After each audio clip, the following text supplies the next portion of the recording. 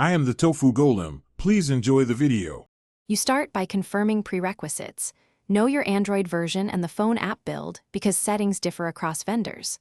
Once done, open your phone app and go straight to Settings, then Accessibility or Call Settings. You do not need third-party apps yet. This is the primary path. If developer options are needed for logs or IMS toggles, enable them now, only briefly.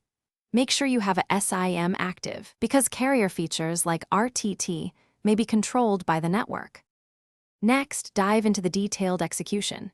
In Call Settings, locate Real-Time Text, RTT during call, or RTT preferences, then switch RTT off.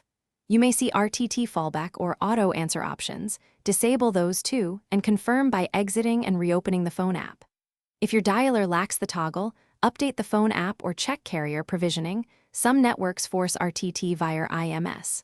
Once toggled off, place a test call to verify RTT icons or prompts no longer appear during the. To finish, make a test call and verify there are no RTT prompts.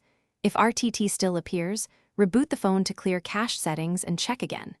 If the carrier enforces RTT via IMS or VoLTE LTE provisioning, contact your carrier to request disabling, or, as a last resort, remove IMS profiles if you know how. You can also install a different dialer temporarily to isolate whether the phone app is the cause.